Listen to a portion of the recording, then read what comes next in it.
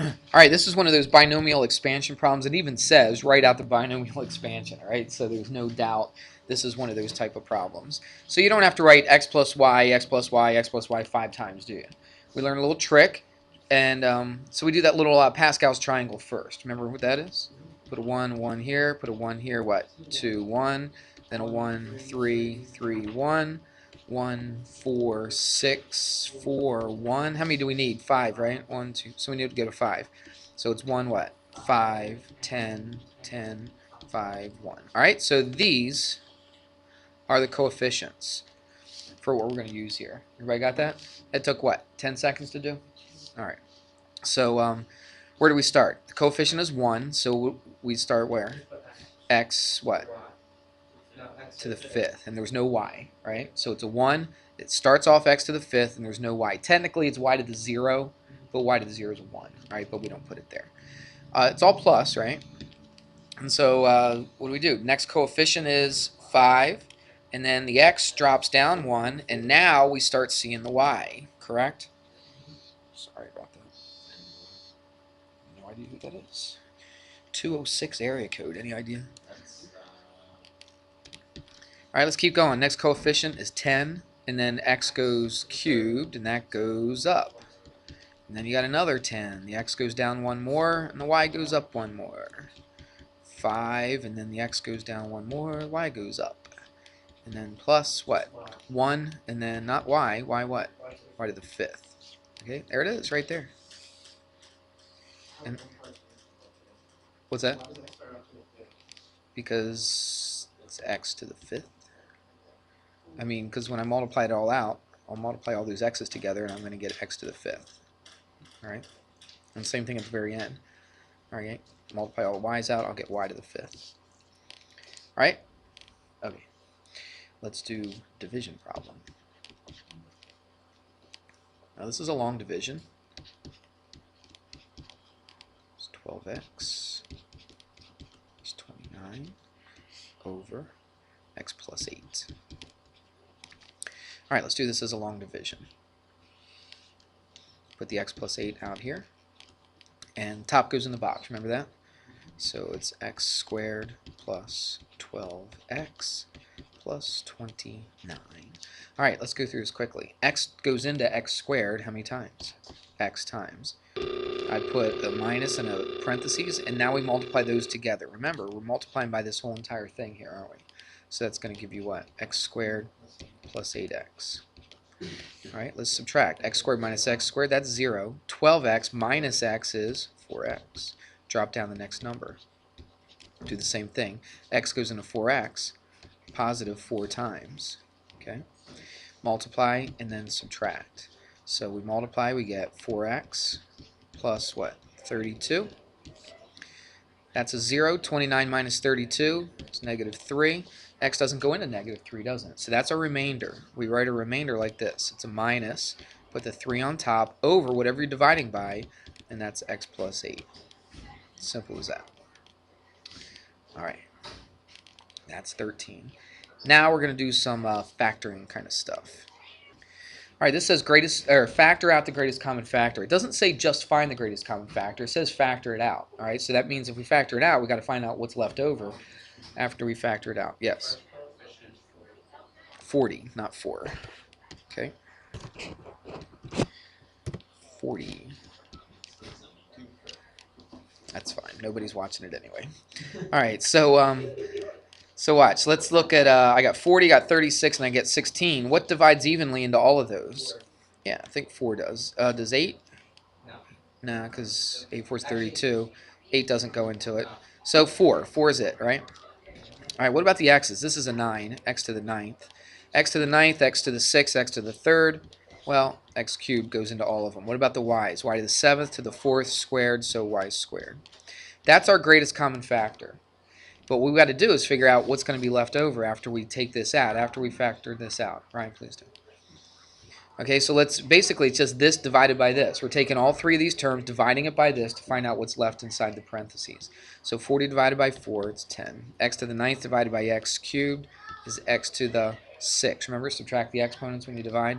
Y to the 7th divided by y squared, y to the 5th. Pretty easy, isn't it? Simple arithmetic. 36 divided by 4, it's 9. X to the 6 over x cubed would be x what? Cubed. Right? Y to the 4th divided by y squared is y squared. Minus. 4 goes into 16, what? 4 times, right? X cubed divided by x cubed is 1. Y squared divided by y squared is 1. 1 times this is just negative 4. You with me? All right. That's it. We're done. Simple as that. All right, let's take a look at this one. It says, it even gives you a hint on this. It says factor by grouping, okay? Because there's no common, there's no greatest common factor with all, what, 1, 2, 3, 4 of these. All right, so we got to group them together. Now, we could group them together a couple different ways, I guess, but let's just do it like this. Let's group this together. Now, we got to be careful on this next grouping. Do you understand why? Because you got a minus right here. So if I group this like that, if I just put parentheses there, I just changed it, didn't I? It's not like I just put parentheses, didn't change anything. By putting the parentheses there, and I have a minus out in front, this is still negative 8, but this, what am I going to have to do to this thing right here? That's right, I'm going to have to make that into minus so that it stays what it originally was. Agreed with that? All right, so that's an important thing. Now, if it was just a plus here, would you have to change that sign? No, you wouldn't. Okay, but putting parentheses here means you're distributing the negative through both of these. If I would have kept this a positive, then I would have distributed that negative, and that would have been minus, but it's not. It was a plus 20b cubed, wasn't it? Okay, makes sense?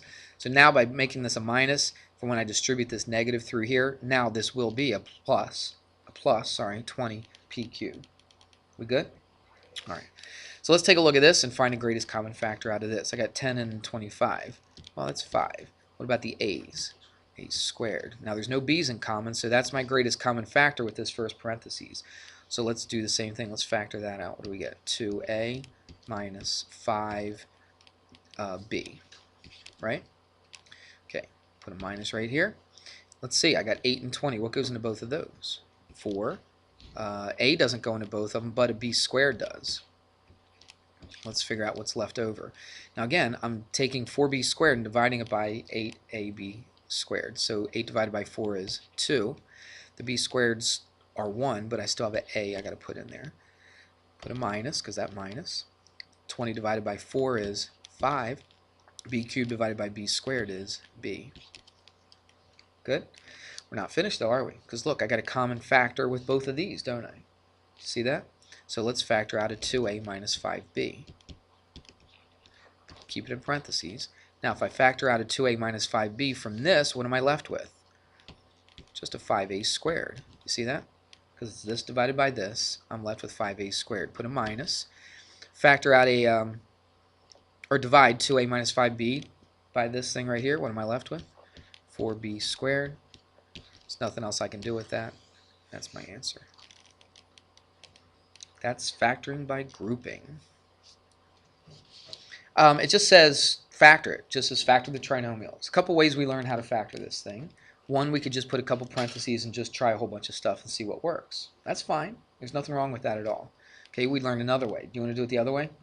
All right, so let's do it this way. Again, remember, we never really came up with a good name for this, but I go 6 times 5 is what? So 6 times 5 is 30, but what I want to do is I want to find out what multiplies to be positive 30 and adds up to be negative 13. So what are you going to get? Negative 3 and negative 10. That's right, because that multiplies to be 30, and if I take negative 3 plus negative 10, that's also negative 13. That's what I'm looking for, okay? So it takes a little bit of thought, right? But how did I get that 30? I just took the 6 and the 5, multiplied together. Find out what multiplies to be to 30 and what adds up to be negative 13. So let's rewrite this thing then. So 6x squared. Now watch, instead of negative 13x, I'm going to write it as this sum.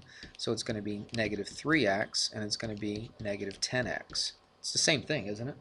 All right. And then we've got a plus 5. Now let's take a look at this. We just finished doing a problem about factoring by grouping. That's exactly what we're going to do right here as well. So I'm going to group these together. Well, you had a minus here, so what are we going to do here? Change that to a minus. With me? All right, so factor out a greatest common factor. That would be a 3x. And that's going to be what? 2x minus 1 minus, factor out greatest common factor, which would be a 5. What do we get from that? We get a 2x minus 1. How about that? Look what we got. We got a greatest common factor of this, of 2x minus 1. Let's factor that out. What do we have left? 3x minus 5. And that's it. It's factored. Let's just check to make sure. 2x times 3x is 6x squared. Outside, it's negative 10x. Inside, it's negative 3x. That's negative 13x. Then the last is positive 5. Boom, positive 5. Yep, it works. We're good to go. All right, they give you a huge hint on this. All right, they don't just say factor it. If they just said factor it, it might take a little bit more thought, but they give you a huge hint, and they say factor the perfect square trinomial completely. So they tell you this is a perfect square. Well, there's a way to check to see if it's a perfect square. I don't know if you remember, but you can look back on the video where we first taught this. If I took the square root of this and the square root of this, what would that be? That would be 7m, and this would be 3. Multiply 7m times 3. What do you get? 21m. Thank you. 7 times 3 is all I'm asking. Okay, so it's 21m. But remember what you do? Double it. If it's a perfect square, you take the square root of these two, which is 21m, you double it, and it should be this middle term. So yes, this is a perfect square. So really, all you got to do is you realize it's a perfect square, make it a perfect square, always look to see what that sign is. If that sign right there is minus, then that's a minus. If that's a plus, then that would be a plus. Okay? Then what do we put right here? 7m right here, because that's the square root of this. What goes right here? 3 right there. You're done. That's all there is to it. But you got to realize it's a perfect square. But they give you a huge hint, don't they? They tell you. All right, it's not a hint. They slap you across the head and they say, wake up. This is a perfect square. Write it as a perfect square. You got it? Okay. Makes it really easy for you. Now, I could have just said factor, couldn't I? All right, if I just said factor, then you'd have to really look at it and say, I wonder if it's one of those. I wonder if it's just a regular trinomial. All right, so what do you do if you actually did see it and just said factor? Square root this, square root this. That's 7m, that's a 3. Double it, that's 42. Yep, that's a perfect square. And you can go through the video when we first went over this. I'm not sure which one it is, but it's one of those, and it'll give the explanation behind that whole thing. All right. Now this one, I'm surprised I didn't put this on here, but it says factor as completely as possible. If you look at it, it is one of those special type of factoring problems. There's a minus, so it's a difference of what? What's going on here? Something's being what?